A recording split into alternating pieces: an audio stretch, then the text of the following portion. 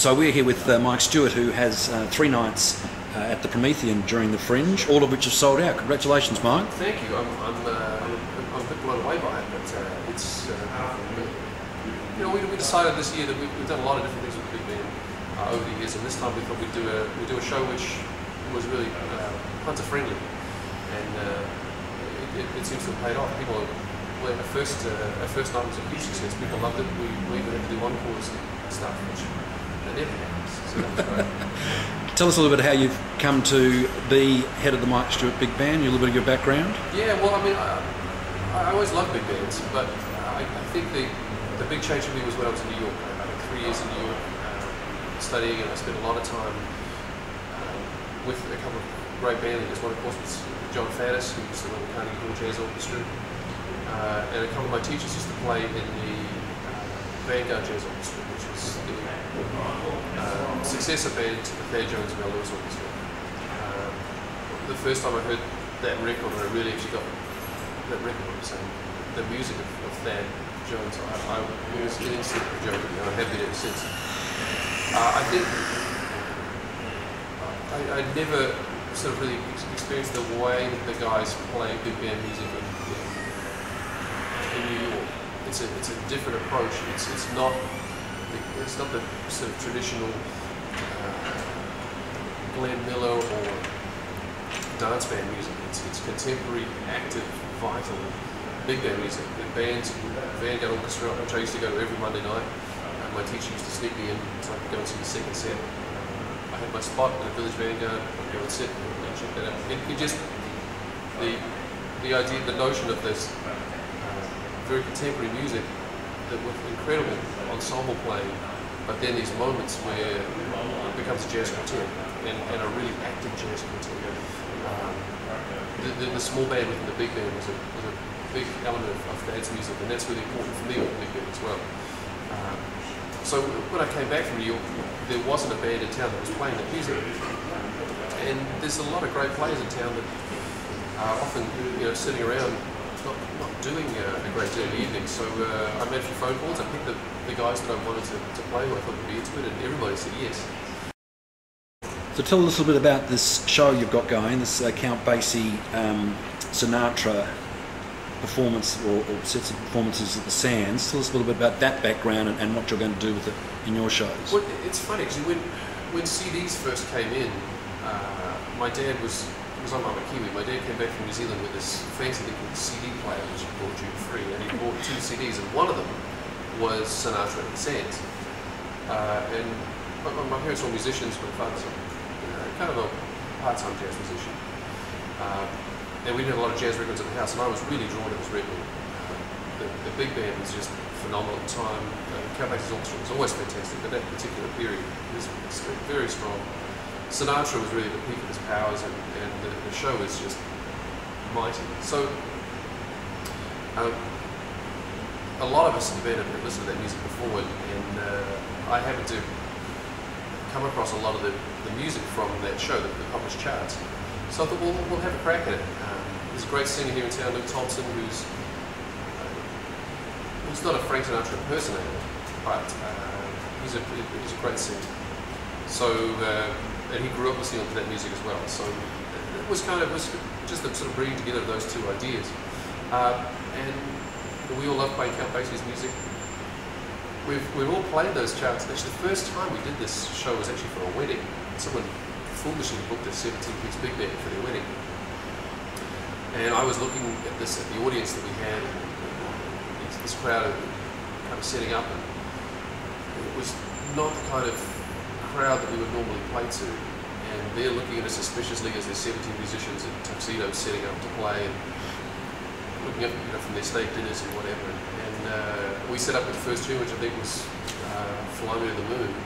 And within about 10 bars, the dance floor was packed, and they danced all night. They had a great time. And we all came off the band, we came off the end of the gig.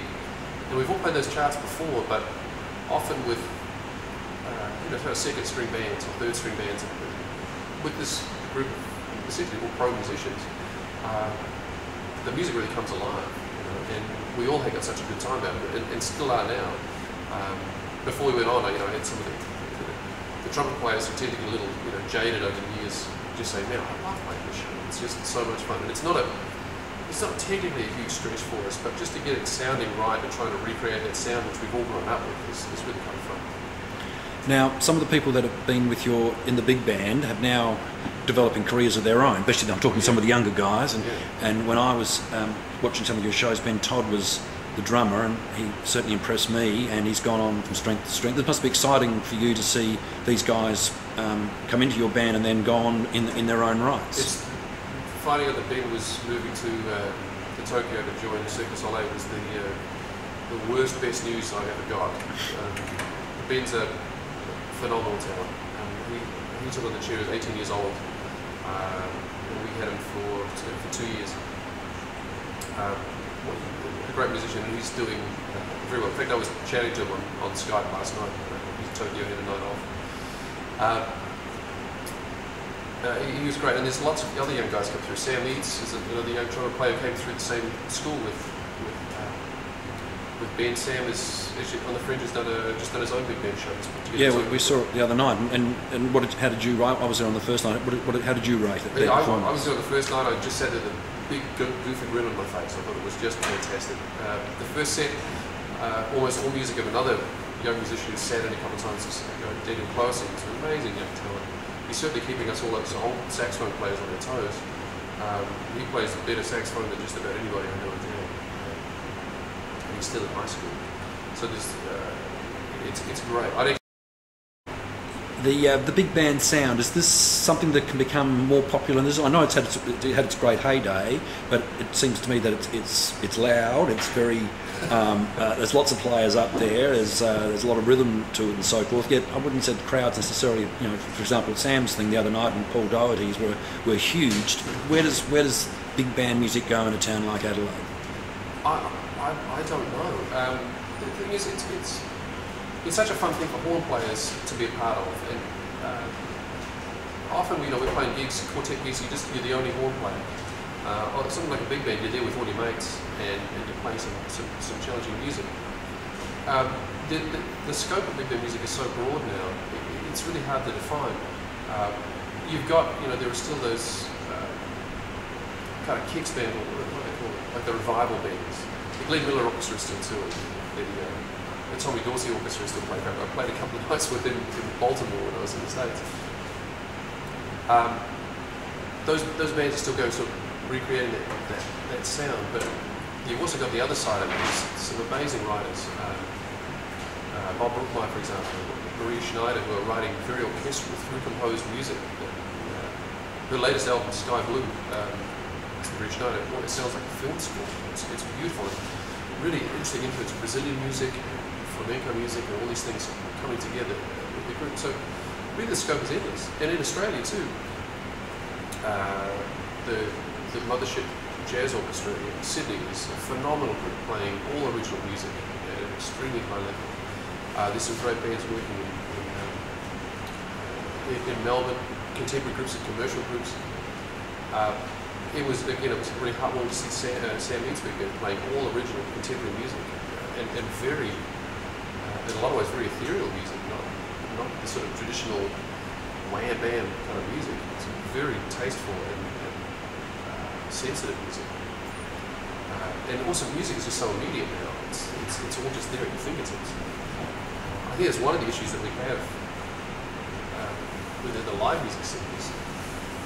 That music is now so accessible. People actually don't need to go out and see it. It's all there on their laptops and iPods and all this sort of stuff. But I think what we've experienced is that when folks of all ages come out and see a band and actually have that experience, it changed me. It's much more. It's fun, and we're having a really good time as well, which I think comes across. It's not often we've had people walking out with frowns on their faces. In fact, I'm normally at the back anyway, so I wouldn't know. But they come back, so they should be having a good time.